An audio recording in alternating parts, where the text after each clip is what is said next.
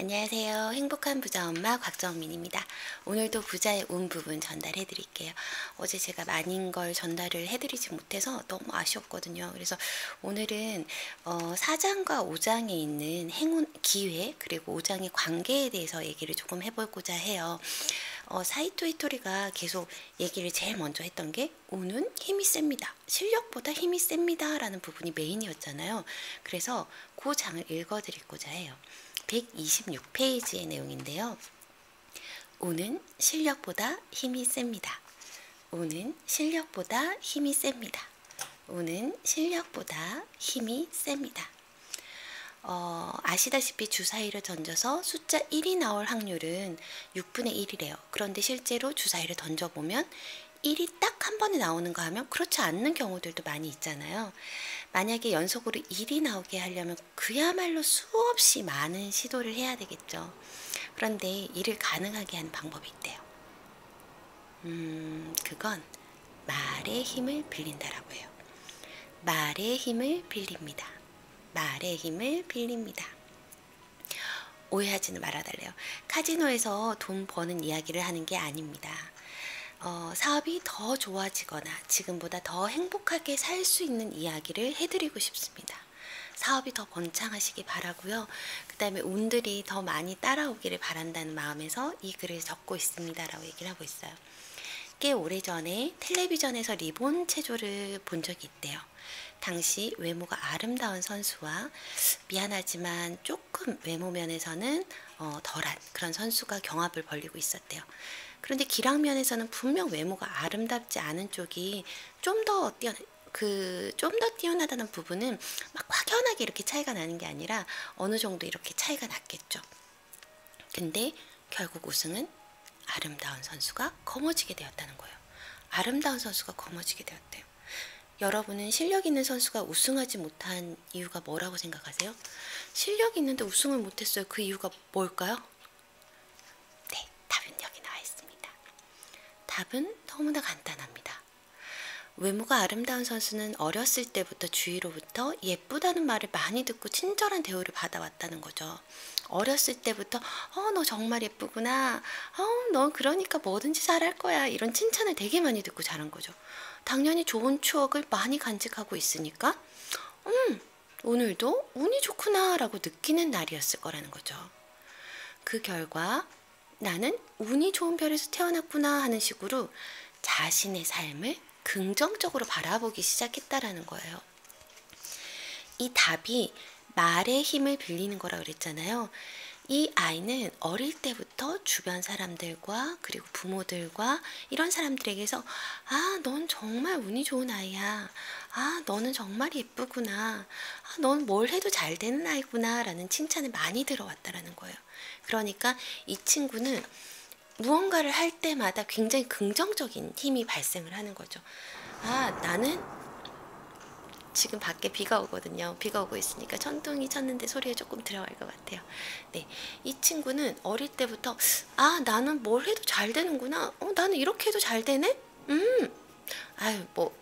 예를 들어서 아이가 수학을 좀 못했어요. 근데 어릴 때부터 너는 괜찮아. 엄마 아빠가 수학을 다 잘했어. 그렇기 때문에 너는 수학을 못할 리가 없어. 언젠가는 뭐 시간 지나면 알게 될 거야. 근데 지금은 네가 조금 경험이 부족해서 모를 수도 있지만 너 한평생 모르겠니? 아니야, 넌 잘할 거야 라고 들어온 아이는 무의식 가운데 나는 잘하구나 라는 생각을 가지고 있어요. 근데 그거는 실제로 저는 저희 아이한테서도 굉장히 많이 느꼈었어요. 저희 아이가 아이한테 매번 그런 얘기를 했거든요. 너는 뭘 해도 잘할 아이야. 너는 그냥 뭐 수학 정도는 되게 잘해. 너 책 읽는 거 좋아하잖아. 이렇게 얘기를 했는데 정말 수학을 잘하지 못하거든요. 그런데 이 아이가 어떻게 느끼냐면 엄마 나는 잘할 거야 라는 무한의 그냥 근거 없는 근자감이 형성이 돼 있는 거예요. 그러면서 굉장히 긍정적으로 자라나는 거죠. 그것처럼 어릴 때부터 너는 너를 믿어. 엄마는 너가 어떤 아이든지 너를 믿어 라고 설명을 해주고 그렇게 자란 아이는 근거 없는 자신감이 생겨요. 그리고 자기에 대해서 무한 신뢰를 해요. 나는 잘할 수 있구나. 지금 조금 넘어지면 다음에 또 잘하면 되지 뭐. 이런 생각을 가지고 자라나게 된다라는 거죠. 만약에 성인이다. 성인이라고 할지라도 제 배우자에게, 제 남편에게 저는 그런 게 있거든요. 우리 신랑이 뭘 해도 잘할 것 같아요. 그러니까 이 친구는 어릴 때부터 굉장히 독립심이 강했고 책임감이 강한 친구였어요. 그렇기 때문에 너가 지금 당장에 회사를 그만두고 나온다 해도 나는 정말 두렵지 않아. 왜냐하면 넌 잘할 것 같아. 너는 무조건 잘 될 것 같아.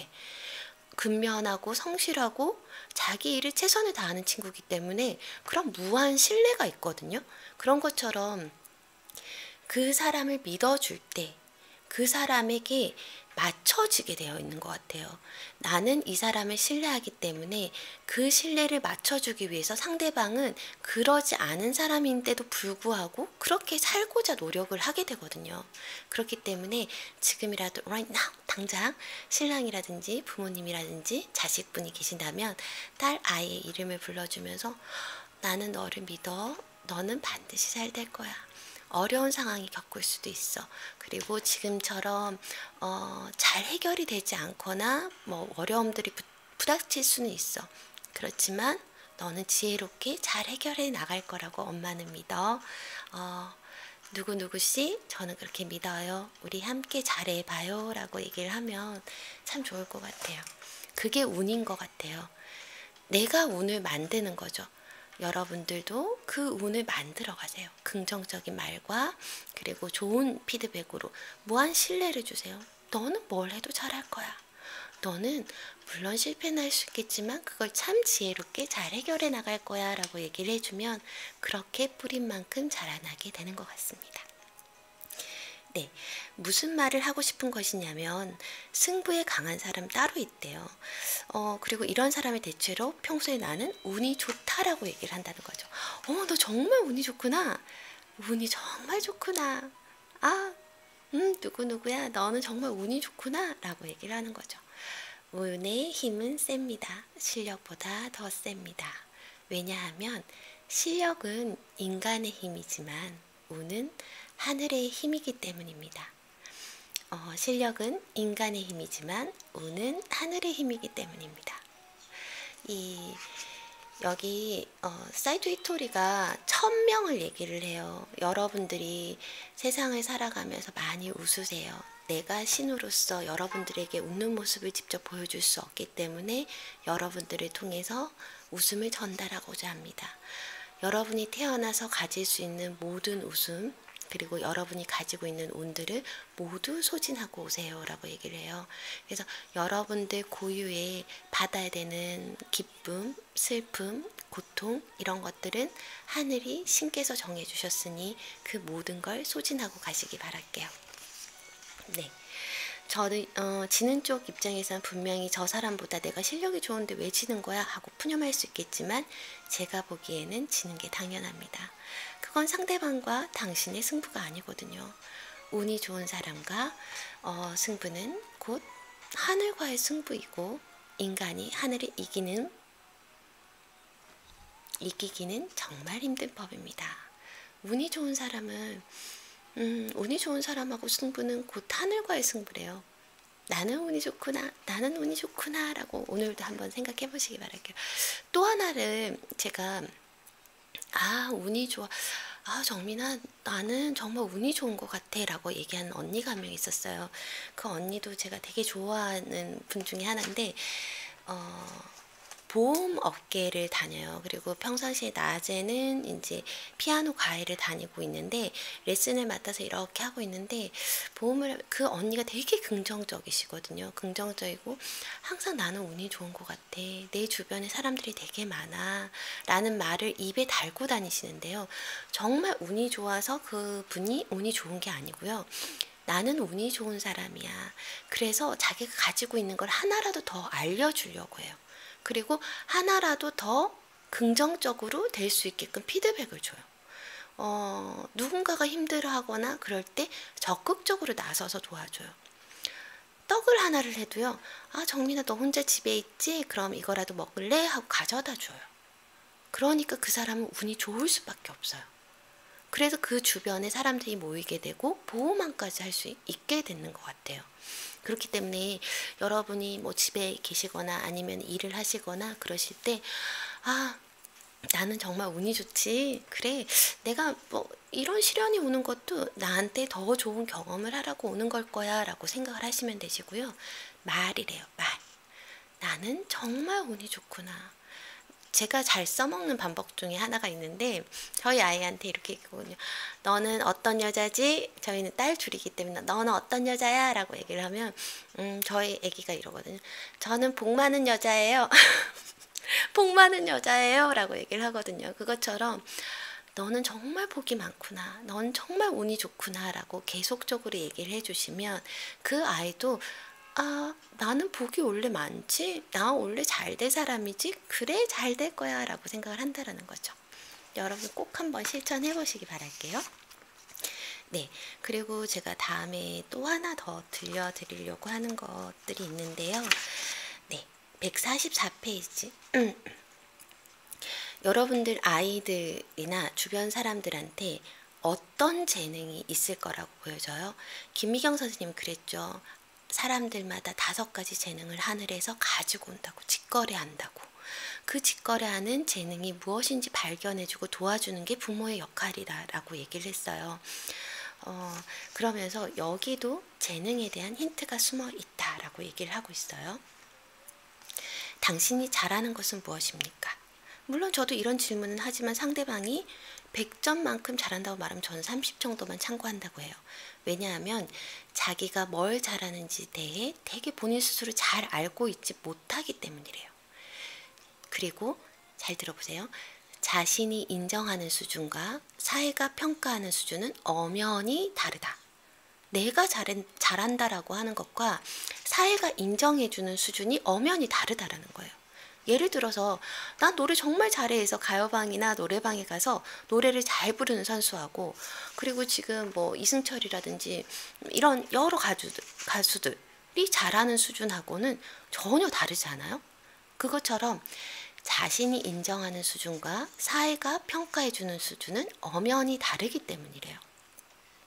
그래서 이 저자는 꾸중을 들었던 경험에 재능에 대한 힌트가 숨어 있다라고 얘기를 해요. 여러분들이 꾸중을 들었던 경험에 재능이 숨어 있다. 자, 잘 생각해 보세요. 지금 이 방송을 듣고 계신 분들이라면, 아, 나 어릴 때 어떤 꾸중 들었지? 아, 나는 호기심 되게 막 말썽을 많이 피웠어. 맨날 쌀통 안에 들어가 있었고, 냄비 깨고, 냄비를 머리에 쓰고. 네, 저는 그랬어요. 냄비를 머리에 쓰고 동네 방네 뛰어다니면서 산이면 이렇게 들로 뛰어다녔었거든요.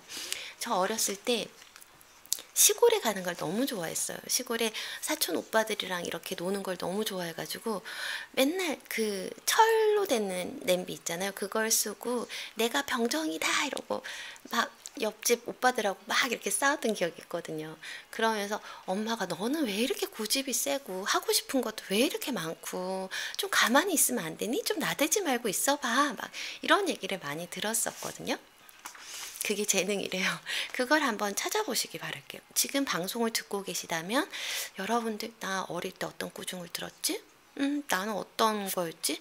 내가 잘했던 걸 찾으려고 하지 마시고요. 내가 꾸중을 들었던 걸 한번 찾아보시라고 하세요. 저의 경우에는 상대에게 이것저것 물어봤대요. 학창시절에 무슨 짓을 해서 혼났는지 그런 사소한 이야기를 나눠봤다라고 해요. 그러다 보면 스스로 결점이라고 생각되는 부분이 실은 장점인 경우가 너무 많다라는 거예요. 나 단점인데 했는데 그 장점인 거예요. 예를 들어서 공부는 안 하고 늘 놀기만 해서 혼났던 사람들을 잘 보면요. 자신이 즐겁게 할 수 있는 사람이 남도 즐겁게 할 수 있잖아요. 코미디언들이나 개그맨들 이런 사람들 보게 되면 어릴 때 개구쟁이였을 거 아니에요. 되게 개구쟁이였단 말이에요. 그런데 그 사람이 자기도 즐겁지만 상대방도 즐겁게 할 수 있는 일들을 해줬거든요. 그래서 그게 자신만의 재능이 돼서 그 재능을 표출하고 사는 거고요. 만약에 넌 수업 중에 왜 그렇게 수다를 떠니? 참 한심하다. 왜 좀 조용히 좀 해봐. 이런 꾸중을 듣고 자랐던 사람들이 있단 말이에요. 그 사람들은 말의 소질이 있는 거예요. 유재석 씨도 과거에는 굉장히 수다스럽고 그런 아이였을 거예요. 그런데 지금 굉장한 최고 우리나라의 1위의 거의 MC잖아요. 그것처럼 여러분들이 어릴 때 무슨 구정을 들었지? 헉, 나 이렇게 해서 되게 많이 혼났는데 그게 내가 재능이 될 수도 있구나라고 생각을 해보시면 되시는 거예요. 저는 저희 남편이 되게 조용하고 과묵하고 말수가 굉장히 적어요. 굉장히 적지만 그래서 그 사람의 재능인 거예요. 저는 수다스럽고 얘기하는 걸 좋아하고 딸만 셋이거든요. 그러니까 언니하고 항상 들었던 얘기가 엄마가 한 사람씩 좀 얘기를 해. 내가 세 명의 얘기를 동시에 들을 수가 없단 말이야. 그런 얘기를 많이 했거든요. 그랬는데 그 친구는 제가 얘기하는 것들을 다 들어줘요. 들어줄 수 있는 거예요. 거기에 대해서. 조용한 게 나에게는 내가 어떤 얘기를 할 수 있도록 밑바탕을 깔아주는 거죠. 그 사람의 재능인 거예요. 그리고 말을 함부로 하지 않아요. 어떤 사건이나 어떤 벌어지는 이벤트에 대해서 말을 옮기거나 전달하지 않는 사람인 거예요. 그게 얼마나 큰 힘이 되는데요. 네, 그런 것처럼 여러분들이 단점이다라고 생각하고 있던 것들이 장점이 될 수 있어요. 그렇기 때문에 잘 생각해 보시기 바랄게요. 남을 즐겁게 할 수 있거나 말을 잘하는 것은 상인의 세계에서는 모두 훌륭한 재능입니다. 이런 사람은 손님들이 좋아할 만한 상인의 소질을 충분히 갖고 있다고 봐야 되죠. 그런데 보통 사람들은 이렇게 생각하지 않습니다. 그리고 자기가 가지고 있는 좋은 점을 깨닫지 못하는 거죠. 이처럼 잘하는 것이 뭔지 듣기보다 오히려 꾸중을 들었던 이야기를 듣다 보면 그 사람이 정말로 좋아하고 잘하는 것이 무엇인지 발견하게 됩니다. 정말로 좋아하고 잘하는 것이 무엇인지 발견할 수 있습니다. 만약 잘하는 것을 발견했다면 그 다음엔 칭찬해 주세요. 칭찬해 주면 됩니다. 다른 사람의 결점을 들추어내고 주의를 주는 건 상대방을 주눅들게 할 뿐입니다. 이거 잘 들으세요. 다른 사람의 결점을 들추어내고 주의를 주는 거는 상대방을 주눅들게 한다고요. 어떤 아이한테 아이가 동생하고 이렇게 막 싸우는 경우들이 되게 많잖아요. 언니 동생하고 이렇게 싸우는 경우들이 많은데 제가 병원에 갔을 때였던 것 같아요. 아이 독감 예방주 접종을 마치려고 병원에 갔었는데 병원에서 아들만 둘을 둔 엄마였어요. 근데 병원에서 아이들은 떠들 수도 있고 많이 떠들어야지 건강한 아이로 자라지 않나요? 근데 떠든다고 되게 막 콘을 내시면서 큰 아이한테는 패드를 주시면서 이제 이걸 보라고 했는데 동생이 그걸 보고 싶었나 봐요. 그랬더니 계속 하지 말라고 이러더니 오시더니 진짜 있는 힘껏 아이의 머리를 쾅 하고 때리시는 거예요. 그 순간에 저희 애들도 옆에 있으면서 너무 놀랐는 거예요. 엄마 이러는데 그 엄마는 아이를 조금 조용히 시키고 그 다음에 싸우고 떼쓰는 거를 말리려고 했던 거지만 그 아이는 이미 주눅이 들어버린 거예요. 주눅이 들었죠. 왜냐하면 그 많은 사람들 앞에서 엄마가 나의 머리를 때렸고 내가 우는 행동이 화내는 걸로 강화를 시켰잖아요. 그 아이는 그 수치심이 굉장히 오래 갈 것 같아요. 그래서 여러분들 화를 화로 이기려고 하시면 불에 불을 넣는 거잖아요. 그렇기 때문에 결코 이길 수가 없어요. 아이를 이길 수도 없고 신랑을 이길 수도 없고 주변 상사를 이길 수도 없고 주변 사람들을 이길 수도 없어요. 그렇기 때문에 다른 사람의 결점이 만약에 보이잖아요. 그러면 그 결점을요. 여러분들이 보인다라는 거는 그 사람의 결점을 여러분들이 메꿔줄 수도 있다라는 부분이잖아요. 이게 뒷부분에서도 나오거든요. 상대방의 결점이 보인다면 그 결점을 여러분들이 메꿔주시기 바란다라고 얘기를 해요. 그 이유는 그 사람을 들춰내봤자 살살살살살살 끌고봤자 화는 화만 부르게 돼요. 그렇기 때문에 상대방의 결점이 있을 때 그 결점을 이렇게 상처를 더 내지 마시고요. 그러면 그 사람은 더 주눅들게 돼요. 그러면 더 구석으로 파고들게 되고 더 이제 말하는 거라든지 행동하는 것을 꺼려 할 수 있어요. 그렇기 때문에 여러분들이 다른 사람들의 결점을 들추거나 주의를 주기보다는 그 결점이 보인다면 그걸 메꿔주시거나 아니면은 그 사람들에게 주눅들지 않게끔 하시면 되잖아요. 제가 얼마 전에 모임에 갔었는데 그 모임에서 이런 얘기가 나왔었어요. 이 친구가 한평생 어릴 때 너무 불우한 환경에서 자라난 거예요. 그래서 그 불우한 환경에서 자라나다 보니까 자기는 배우자를 선택할 때 이런 조건이었대요. 나는 다른 건 다 포기하는데 나에게 소리를 지르거나 나에게 어떤 이유 없이 어떤 근거가 없이 나에게 화를 낼 때는 그거는 정말 죽을 만큼 싫대요. 그래서 모든 걸 포기했대요. 다른 건 다 포기한 게 아니에요. 괜찮대요. 그 사람에게 중요한 거는 신랑이 나에 대해서 소리 지르지 않는 거, 나에 대해서 신뢰해 주는 거, 그거 단 한 가지래요. 그래서 제가 물어봤죠. 그러면 육아를 하거나 가사 일을 돕는다든지 청소를 한다든지 이런 거에 참여하지 않아도 화가 나지 않아? 나 혼자 모든 거를. 그 친구가 굉장한 수입이 높거든요. 월 1,000 이상을 버는 이런 친구인데 굉장히 바쁘게 살았어요. 근데 저는 그런 거에 화가 나지 않는데요. 그러니까 오직 바라는 거는 하나이고 그 사람이 잘할 수 있는 거는 나에게 화를 내지 않고 따뜻하게만 대해주면 된대요.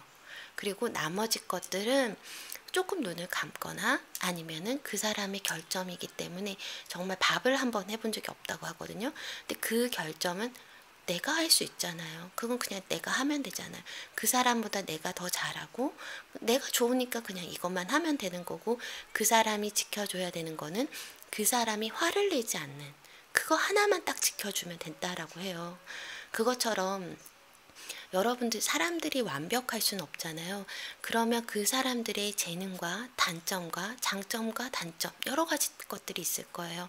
너무 많은 거를 기대를 하지 마시고 이 사람보다 내가 이걸 조금 더 잘하니까 그냥 내가 해주면 되는 거예요. 이 사람은 정리를 굉장히 잘해요. 그러면 그 사람은 정리를 하고 어떤 사람은 난 정리는 잘 못하겠는데 바닥 쓸고 닦고는 되게 잘할 수 있을 것 같아. 그러면 그 사람이 바닥을 쓸고 닦으면 되는 거예요. 그것처럼 여러분들 마음을 어떻게 가지시느냐에 따라서 굉장히 많은 차이가 날 것 같아요. 네. 그냥 그 사람의 단점과 부주의와 못한 점들이 많이 보일 때가 많아요. 미숙한 점들이 되게 많이 보일 때도 많기는 한데 그럴 때 그걸 내가 대신해 줄 수 있으니까 그 내가 하면 되지 라고 생각을 하시고 이 사람보다 내가 좀 더 잘하니까 이건 내가 하고 그 사람이 잘하는 거는 조금 더 그 사람이 해줄 수 있게끔 그렇게 하면 싸울 일들도 많이 줄어들게 돼요. 그래서 굳이 막 이렇게 끌지 마시고요. 내가 조금 더 잘하니까 내가 하고 그 사람이 조금 더 잘하는 거 있으면 그 사람한테 시키면 되는 거예요. 그렇게 생각하시기 바랍니다. 네, 그리고 다음으로 제가 또 하나 더 소개해 드릴게요. 제가 한 2개만 더 소개해 드릴게요. 싫은 사람과 만날 시간에 행복해지는 일을 하세요. 182페이지예요. 싫은 사람과 만날 시간에 행복해지는 일을 하세요. 사람이면 누구나 싫어하는 일은 2가지가 있다. 하나는 만나기 싫은 사람을 만나는 것, 다른 하나는 너무 만나고 싶은 사람을 만날 수 없는 것. 이 2가지래요. 이 2가지는 누구에게나 고통스러운 일이지만 사실 만나지 못한 사람은 꿈에서라도 만날 수 있지 않느냐. 하지만 만나기 싫은데도 만나야 하는 경우는 정말 이러지도 저러지도 못하는 참 곤란한 상황이라는 거죠. 만나기 싫은 사람은 결국 자신과 코드가 맞지 않는 사람을 말한대요. 왜 이런 것들 있잖아요. 그냥 이 사람이 나한테 잘못해서가 아니라 그냥 나랑 되게 코드가 맞지 않는 친구구나. 이 사람의 관심사가 나하고는 전혀 동떨어져서 얘기가 잘 안 통하는구나. 아니면 매사를 부정적으로 보는 사람이 있다면 얘는 너무 부정적이어서 내가 그 기운을 이길 자신이 없어. 만나기 싫은 사람들이 분명히 있단 말이에요. 그럴 때 누구든지 자신과 코드가 안 맞는 사람이 주변에 한두 명 정도는 있을 것이다. 물론 저에게도 만나기 싫은 사람이 있다. 그러나 그 사람은 제 앞에 모습을 드러내지 않는다라고 해요. 왜냐면 답은 간단하대요. 제가 그 사람을 만나려 하지 않기 때문이죠. 만에 하나 만나게 된다면 잽싸게 도망간다고 해요. 그냥 안 만나시면 돼요. 그냥 만날 일이 있더라도 내가 지금 뭐 할 게 있어서 미안해 다음에 이렇게 한두 번 거절을 하잖아요. 그러면 그 사람들도 눈치채요. 그리고 안 만나요. 네. 그리고 처음에는 몇 번은 계속적으로 이렇게 전화가 와요. 그런데 그러다가 어느 순간에 점점 멀어지게 되어 있고 전화가 끊기게 되어 있어요. 제가 뭐 어떻게 알게 된 분들 중에서 저한테 이제 지속적으로 이렇게 노크를 하시는 분이 있었는데, 그 분이 나쁘다기가 아니라 그냥 저랑 코드가 굉장히 안 맞겠구나 하는 사람들이 있었어요. 제 그릇이 아직 그만큼 크지가 못해서 그 사람을 담을 수 있는 인격이 되지 않았나 봐요. 그래서 그 친구가 이제 계속 연락을 오는데, 언니 언제쯤 봐요? 우리 뭐 브런치 해요? 라고 얘기를 하고 이런 여러 가지 얘기를 하는데, 알았어. 그런데 미안한데 내가 오전에는 뭔가가 하는 게 있어서 만날 수가 없게 됐네. 미안해. 라고 몇 번을 이렇게 캔슬을 놨거든요. 그랬더니 전화가 안 오더라고요. 그것처럼 우연히 괜히 만났다가 그 사람에게 부정적인 말을 하거나 그 사람과의 관계가 틀어지는 경우들도 있을 수 있어요. 그거는 제가 그 사람을 배려한 거일 수도 있어요. 네, 그 부분이 뒤에 나옵니다. 정말 그래도 되느냐고 반문하는 사람들이 있을지 모르겠지만 저는 아무런 문제가 되지 않는다고 생각한대요. 고통받는 것이야말로 인간에게 가장 큰 골칫거리다. 코드가 안 맞는 사람끼리 얼굴을 맞대면 싸움이 일어나지 않는가. 하지만 만나지 않으면 그런 일은 애초에 일어나지 않는다는 거죠. 만나기 싫은 사람은 그냥 안 만나면 됩니다. 만나기 싫은 사람은 그냥 안 만나면 됩니다. 만나기 싫은 사람이 있으면 안 만나시면 된다고 합니다. 이건 거예요. 맛있는 음식을 떠올리면 입에서 막 군침이 돌잖아요. 제가 얼마 전에 명상 수업을 한번 갔었는데, 명상에서 건포도를 이렇게 주시면서 건포도에 집중해 보셔라. 그리고 이 건포도가 어떻게 생겼는지, 건포도 모양은 어떤지, 촉감은 어떤지 모든 잡념들을 버려내고 여기 건포도 하나에만 집중을 해봐라. 그리고 냄새도 맡아봐라. 이렇게 얘기를 하는데, 건포도가 손 위에 놓이는 순간 너무 군침이 도는 거예요. 그러니까 건포도 하나만 봤을 뿐인데 이게 무슨 맛이 날까? 새콤, 달콤 뭐 이런 맛이 나지 않을까? 질감은 어떨까? 이렇게 빠져들게 되는 거예요. 그것처럼 내가 싫어하는 사람을 머리에 떠올리는 순간에 그 자체만으로도 싫은 거죠. 나에게는 고통인 거예요. 제가 정말 싫어하는 사람이 있는데 그 사람을 내 머리에서 떠오르는 순간 그 고통이 되살아나잖아요. 그거랑 똑같은 거예요.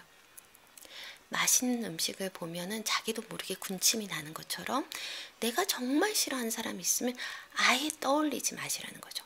아예 머리에서 지워버리세요. 그 근처도 가지 마세요.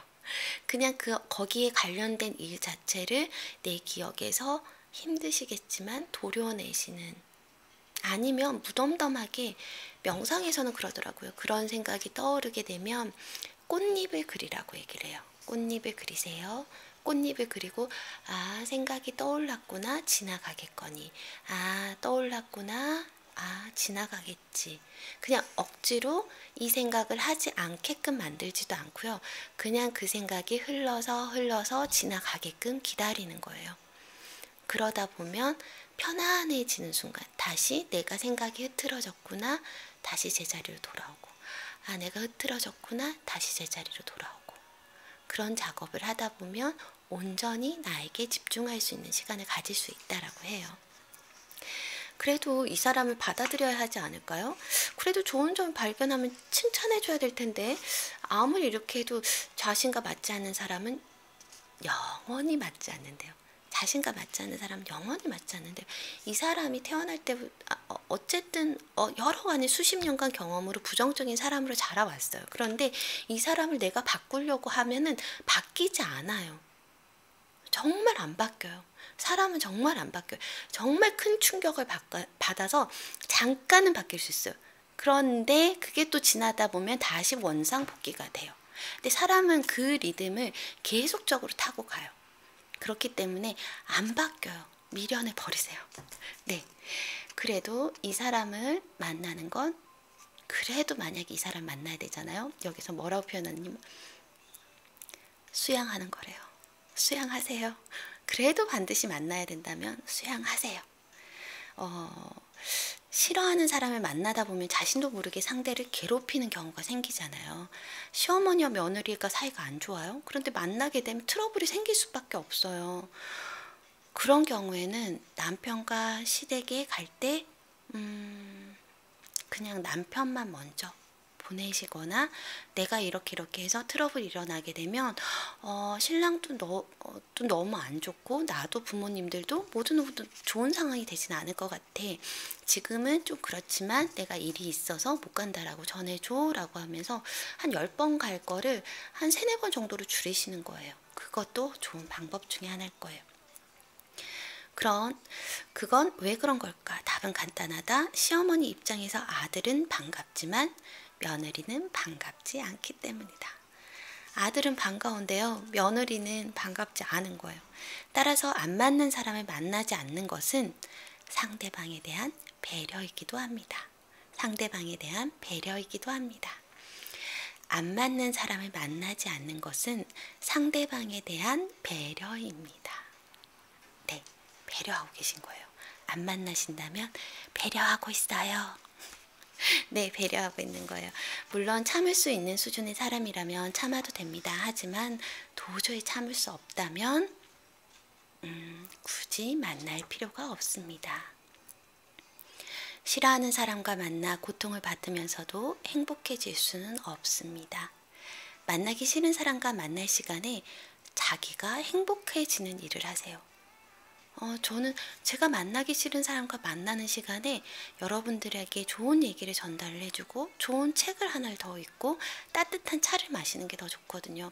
저 뒤에 보이는 저 소파에서 되게 애들하고 뒹굴뒹굴 거리는 걸 되게 좋아해요. 그래서 이제 수업이 끝나거나 그러면은 제가 막 고등부 과외를 하거나 이럴 때는 전 전제 조건이 그거였거든요. 첫째도 아이고, 둘째도 아이고, 셋째도 저희 아이와 가족들이기 때문에 저는 수업을 할 때 아이가 들락날락 거릴 수 있습니다.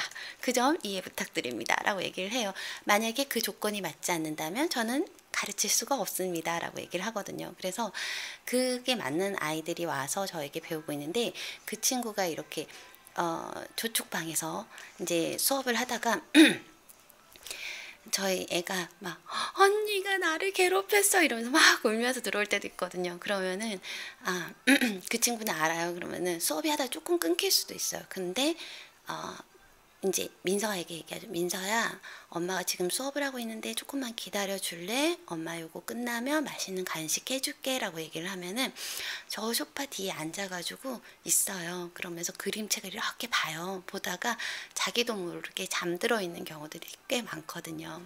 그러면 이제 안고 이제 민서야, 저녁 먹고 맛있는 거 먹고 씻고 자자 라고 얘기를 하고 깨우거든요. 그때 이제 저 소파를 이용하거나, 그런데 저는 그 순간이 너무 행복하거든요. 여러분들도 정말 행복한 순간이 싫은 사람들을 만나기보다는 내가 좋은 사람들과 내가 그들을 기쁘게 해줄 수 있는 일을 하면서 행복해지는 일을 찾는 게 더 좋은 것 같아요.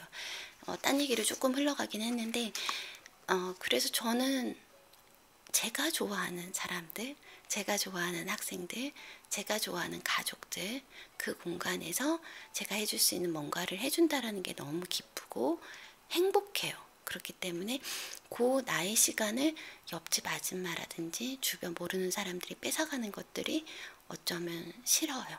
그래서 저는 이 순간을 즐기도록 하겠습니다. 네. 그리고 제가 2가지 정도를 더 얘기 드리고자 하는데, 빨리 진행을 할게요. 400번은 반복해서 말할 수 있어야 가르칠 자격이 있습니다. 193페이지예요. 400번을 반복해서 말할 수 있어야 가르칠 자격이 있습니다. 이 부분이요. 제가 왜 되게 막 와닿았냐면, 이 사람이 뭐라고 얘기했냐면, 뭔가를 가르칠 때 상대방에게 소질이 있냐고요? 여러분 소질 있으세요? 없으세요? 그리고 상대방한테 너 이거 배우려면 의욕은 있어야 돼. 네가 하고자 싶은 의욕은 있어야 된다고. 그런 거는 중요하지 않다라고 얘기를 해요. 뭔가를 가르칠 때 상대방의 소질이 있느냐 없느냐는 그다지 문제가 안 된대요. 또 상대방이 의욕을 가지고 있느냐 그렇지 않느냐도 문제가 안 된대요. 중요한 것은 가르치는 쪽이 상대방이 할 수 있을 때까지 가르칠 각오가 되어 있냐는 거예요.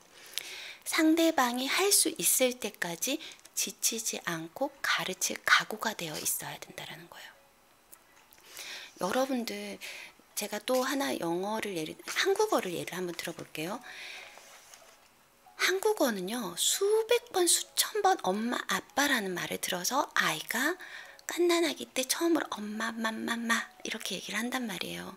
그런데 영어라는 것도 심지어 한국어도 태어나서 수백 번, 수천 번을 듣고 보고 느끼고 만지고 이렇게 해서 아는 건데, 영어는 단기간에 이렇게 노출된다고 잘 되지 않아요. 가르친다는, 그리고 아이들이 한국어를 했다라면 영어, 어떤 외국어도 그 상황에 노출되는 빈도수가 높아지면 높아질수록 더 빨리 습득을 할 수 있게 돼요. 그런데 우리는 영어를 언어로 접근하지 않고 학습으로 접근을 해서 암기를 시키기 때문에 암기는 내 머릿속에 넣었다 그대로 슉 빠져나가게 되는 거예요. 적용을 하지 못하는 거죠. 그것처럼 이 아이가 잘하고 싶은 의욕이 있으면 좋죠. 근데 그게 없더라도, 그리고 이 아이가 어떤 소질이, 영어를 잘하는 소질, 언어 감각이 있는 아이들도 있어요. 그러니까 말을 빨리 하거나 한국어를 빨리 깨친 아이들은 언어적 감각이 있어요. 그런 아이들은 영어를 빨리 할 수 있어요. 그렇지만 소질이 없는 아이라고 할지라도 전혀 못 배우는 게 아니에요. 시간이 걸릴 뿐이에요. 그렇기 때문에 중요한 거는 가르치는 쪽이 상대방이 할 수 있을 때까지 가르칠 각오가 되어 있어야 된다는 거예요. 상대방이 할 수 있을 때까지 지치지 않고 가르칠 각오가 되어 있어야 돼요. 그 말이 여러분들도 혹시나 밑에 부하 직원이나 이런 사람들 내가 도대체 몇 번을 얘기하는데 이렇게 얘기하는 경우도 있잖아요. 이거 하나 제대로 처리 못하는 거야. 그 정도 머리는 있고 달고 다녀야 되는 거 아니야? 이렇게 얘기할 수 있잖아요. 그런데 그렇게 하시기보다 모르면 또 가르쳐 주시면 되시고 또 가르쳐 주시면 되시고 400번은 가르쳐 줄 각오가 되어 있어야 된다라는 거죠. 물론 배우는 사람들이 어떤 마음가짐과 그 다음에 능력과 이런 거에 따라서 많이 좌지우지가 되긴 하지만 사업이라든지 이런 것들을 가르칠 때는 실수도 해보고 여러 가지 변수들을 겪는단 말이에요. 그 겪을 수 있는 기회를 주시는 거고, 그럴 때마다 다시 가르쳐서 끝까지 가르칠 각오가 되어 있으셔야 된다라는 거예요. 네. 그리고 이 얘기도 하나만 더 해드릴게요. 209쪽이에요. 상대방의 약점을 감싸줄 때 인간의 가치는 빛이 납니다. 상대방의 약점을 감싸줄 때 인간의 가치가 빛이 납니다. 상대방의 약점을 감싸줄 때 인간의 가치가 빛이 납니다. 사람들과 잘 지내고 싶으면 서로 깎아내리지 말고 부족한 점을 보완해 주라고 해요. 그런데 둘러보면 상대방의 약점을 비난하는 사람들이 의외로 많이 있다라는 거죠. 예컨대 자신이 다니는 회사의 사장의 약점이 발견됐다고 해봐요. 우리 사장은 이런 면에서 정말 마음에 안 들어. 진짜 왜 이것도 제대로 처리 못하시고 그런 의사결정을 하니까 회사가 제대로 운영이 안 되는 거지? 이런 얘기 많이 하시죠. 그런데 이런 푸념을 하는 식은 인간이니까 완벽하지 않으니까 때때로 사장의 험담을 할 수는 있어요. 하지만 사장의 약점을 발견했다는 것은 당신이 사장의 약점을 보완해 줄 수 있다라는 뜻이기도 합니다. 네. 사장의 약점을 발견했다는 것은 당신이 사장의 약점을 보완해 줄 수 있다는 것이기도 합니다. 항해사가 배를 조종해요. 그런데 지도를 잘 몰라요. 그러면 옆에 있는 사람이 제가 지도 볼 줄 아는데요. 이쪽으로 가야 된대요. 알려주면 될 거 아니에요. 그러면 제대로 목적지에 도착할 수 있잖아요. 그것처럼 당신이 사장보다 뛰어난 무언가를 가지고 있기 때문에 약점이 발견될 수 있다라는 거예요. 사장보다 뛰어난 무언가를 가지고 있어서 그게 발견될 수 있다라는 거예요. 그러니까 이럴 때 그 약점을 보완해 주시면 된다라는 거죠. 직장인의 본연의 역할이 뭐냐? 사장을 보완해 주는 것이지 사장의 약점을 들춰내라고 뽑은 것은 아니다라고 얘기를 해요. 이렇게 서로의 약점을 보완해 주니까 인간의 가치가 빛이 나는 것입니다. 인간의 가치가 빛이 나는 것입니다. 너는 이런 잘못된 점이 있으니까 당장 고쳐라. 너 이거 잘못했으니까 이거 당장 고쳐. 너는 이것도 제대로 못하고 동생하고 싸우고 너는 직장 사람 이런 식으로 일을 전가시키니까 회사가 제대로 굴러가지 않고 뭐 이런 얘기들을 하잖아요. 그러지 말고 여러분들이 그 약점을 보완해 주라는 거죠. 이런 말들을 입버릇처럼 말하고 다닌 사람은 정작 자신이 고통받고 있다. 인간이라면 누구나 약점이 있고 반면에 강점도 있는 것이다. 그런데 상대방의 약점을 지적하는 사람은 자신의 약점은 어떻게든 감추려고 하는 거죠. 내 약점을 안 보이고 싶어요. 본인이 상대의 약점을 공격하는 성격이니까 속으로 나도 누구한테 공격당하지 않을까? 내가 이거 보여주면 쟤도 나를 이렇게 공격하겠지? 라고 생각을 한다는 거죠. 그래서 자꾸 약점을 숨기게 돼요. 내 약점을 안 들키고 싶은 거예요. 들킨 순간 내가 공격을 당할 것 같으니까. 왜 그런 거 있잖아요. 내가 이 사람을 좋게 생각을 하잖아요. 그러면 그 사람도 저를 좋게 생각해요. 근데 반대로 나는 이 사람이 탐탁지 않아, 이런 점이 마음에 들지 않아 라고 생각을 하는 순간 그 사람도 내가 마음에 들지 않아요. 그렇기 때문에 자신의 약점을 숨기고 계속 숨기려고 한단 말이죠. 그래서 이 저자는 뭐라고 얘기했냐면 자신의 약점을 숨기면 주위 사람들이 본인의 약점을 볼 수 없게 됩니다. 볼 수 없다라는 것은 상대방이 보완해 줄 수도 없는 것입니다. 자신의 약점을 계속적으로 숨기게 되면 그거를 주변에서 보완해 주고 싶어도 보완해 줄 수가 없다라는 거예요. 그런 친구가 한 명 있었어요. 신랑이 되게 가정적이고 너무너무 일을 잘 도와줘요. 그런데 이 친구는 아이 육아나 이런 것들에서는 굉장히 뛰어나지만 살림을 정리정돈하는 건 너무 힘든 일인 거예요. 그리고 그렇게 자기 스스로 해오지 않은 습관이 들었는 친구인데, 그러니까 남편하고 이 와이프하고 계속적으로 이제 분쟁이 생기는 거죠. 왜 이것도 제대로 정리를 안 해두며 건조기에 있는 빨래를 그냥 널기만 하면 되는데 이거는 왜 안 열며, 이런 여러 가지들이 문제가 되면서 부부싸움이 커지게 되더라고요. 그런데 그거를 우리 모임에서 얘기하는 순간 해결이 됐어요. 왜냐하면 그 사람은 그들의 약점을 깠잖아요. 나의 약점은 뭐야? 나의 약점이 뭐니까 우리가 조언을 해줄 수 있는 거예요. 이 친구는 살림하는 것도 중요해. 그런데 살림보다 더 중요한 거는 아이의 양육이야. 그래서 아이가 먹고 입고 자고 놀고 하는 거에 더 많은 에너지를 쏟기 때문에 집안을 돌볼 여력이 없는 거야. 그래서 남편의 입장에서 나는 회사에서 어렵게 일을 하고 돌아왔는데 그런 집안 꼴을 보게 되면 너무 화가 난대요. 근데 우리가 이렇게 설명을 해줬죠. 이 사람이 이게 약점일 수도 있지만 장점도 있잖아.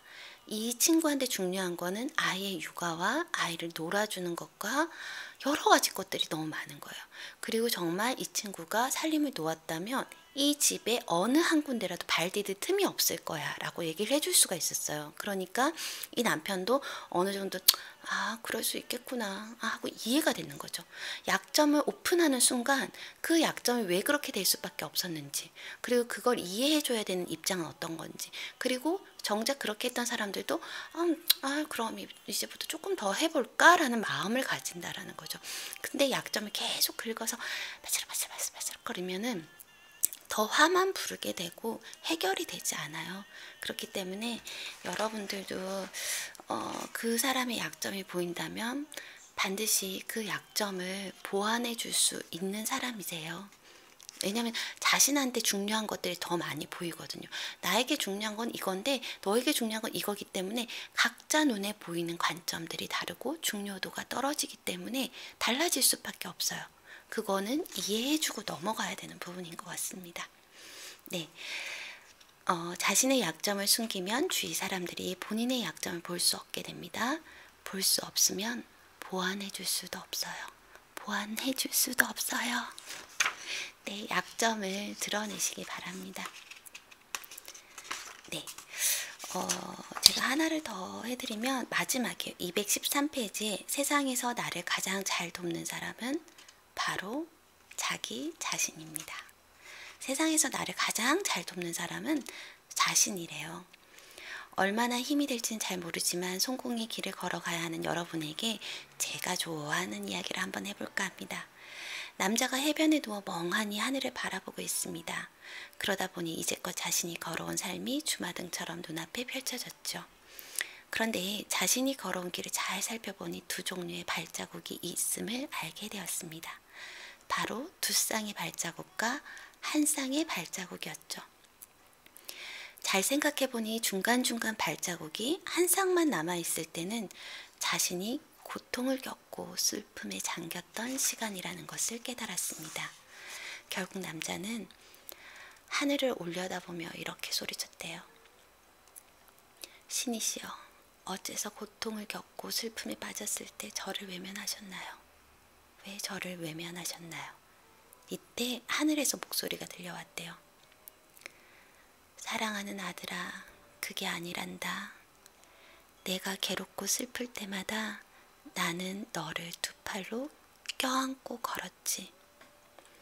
그래서 발자국이 한 쌍만 남아 있었던 것이란다. 남자는 비로소 깨달음을 얻게 됩니다. 나는 이제껏 신과 함께 길을 걸어왔던 거구나. 나는 이제껏 신과 함께 길을 걸어왔던 거구나. 이야기를 듣고 저자는 굉장히 감동을 많이 받았다고 해요. 보살 중에 관음보살이라는 게 있습니다. 이 관음보살은 인간을 포함해서 지상의 모든 생명을 구원하는 보살로 여겨집니다. 하지만 관음보살은 누군가를 구원하고자 할 때 자신이 직접 손을 내밀지 않는다고 합니다. 그럼 어떻게 구원을 할까요? 관음보살의 화신이 구원을 합니다. 화신이 관음보살 대신 인간을 돕고 나무와 풀을 구하는 것이죠. 그렇다면 그 화신은 누구일까요? 예전에 제가 산을 오르다가 겪었던 일입니다. 다리를 좀 다쳐서 길바닥에 앉아 쉬고 있는데 어떤 노부부가 다가왔대요. 그런데 놀랍게도 제 다리를 쓰다듬으면서 괜찮습니까? 아휴, 많이 아프셨죠? 하고 진심 어린 위로의 말을 건네는 것이었대요. 저는 이런 분들이야말로 관음보살의 화신이 아닐까 생각합니다. 제가 하고 싶은 말은 인간을 구원하는 것은 결국 인간 자신이라는 것입니다.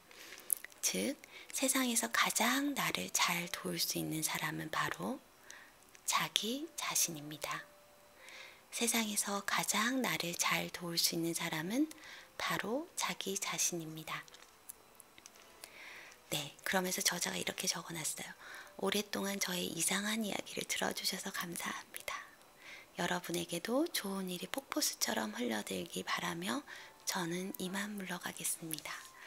거의 일기를 쓰다시피 이게 책을 써야지 하고 내용을 전달한 게 아니라 정말 자기가 깨달은 것들 있죠. 내가 살아오면서 이랬어. 결국은 인간이야.